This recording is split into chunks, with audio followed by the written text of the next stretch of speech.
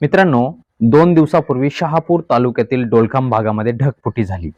आपल्यासारख्यांमध्ये अनेकांच्या मनामध्ये एकच प्रश्न निर्माण झाला की डोलखाम विभागामध्ये ढगफुटी झाली कशी. मित्रांनो, यामागचं एक शास्त्रीय कारण दडलं आहे. हेच आजच्या व्हिडिओच्या माध्यमातून आपण नक्की पाहूया की डोलखाममध्ये ढगफुटी झाली कशी. नमस्कार, मी गणेश तुपे आणि मंडळी, आपण पाहत आहात GT इन्फो चॅनल. आता मित्रांनो, सर्वात प्रथम आपण हे समजून घेऊया की ढगफुटी नेमकी होते कशी. जेव्हा पावसाचे ढग हवेच्या दबावामुळे आकाशामध्ये एकाच ठिकाणी गोळा होतात, त्यामुळे आकाशामध्ये मोठ्या प्रमाणामध्ये पाणी साचून राहते आणि ढगांचे वजन खूप मोठ्या प्रमाणामध्ये वाढते. याच पावसाच्या थेंबांना हवेचा दाब वरच्या बाजूने धरून ठेवतो, ज्यामुळे पाऊस हळूहळू किंवा मुसळधार पडतो. पण या उलट ढगफुटीच्या वेळी वातावरणातील विशिष्ट दबावामुळे अचानक ढगांमधील पाण्याचे प्रचंड ढीग खाली कोसळतात. यालाच ढगफुटी म्हणतात. मंडळी, सोप्या भाषेत सांगायचे म्हटलं म्हणजे ढगांच्या पोटात साचलेला महापूर एका सेकंदात किंवा काही मिनिटात हा जमिनीवर धबाधबा कोसळतो. अशा वेळी काही मिनिटातच 100 मिलीमीटरपेक्षा जास्त पाऊस पडतो. त्यामुळे पूर परिस्थिती निर्माण होऊ शकते. आता आपण वळूया आपल्या मुख्य विषयाकडे की डोलखाम भागात, या डोलखामच्या पट्ट्यामध्ये ढगफुटी नेमकी का झाली असावी.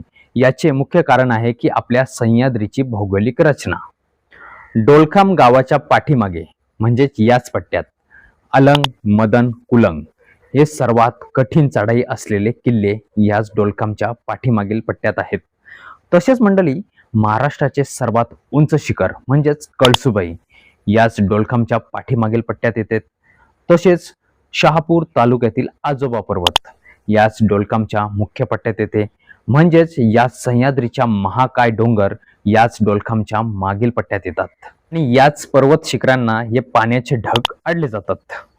ढगांचा हाच वेगवान प्रवाह अचानक रोखला गेल्यामुळे ते ढग पुढे जाऊ शकत नाही आणि एकाच ठिकाणी दाटीवाटीने हे ढग गोळा होतात व वाऱ्याचा दाब कमी होताच तेथे पाण्याचा प्रचंड स्फोट होतो.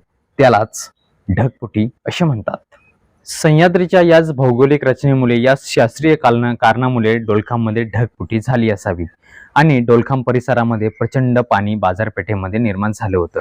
पहिल्यांदाच अशी घटना घडली होती की डोलखाम बाजारपेठेमध्ये एवढ्या मोठ्या प्रमाणामध्ये पाणी आलं होतं आणि धबधब्यावर म्हणजे सोंढे येथील हनुमान धबधब्यावर गेलेल्या अनेक पर्यटकांना आपला जीव मंडळी गमवावा लागला. मंडळी, याच डोंगर रांगेचे सौंदर्य आपल्याला नेहमीच खुणावतात. आपले गड किल्ले आपल्याला अभिमान देतात. परंतु मंडळी, निसर्गाचे कधी कधी रौद्र रूप धारण केल्यामुळे आपलेच नुकसान होते.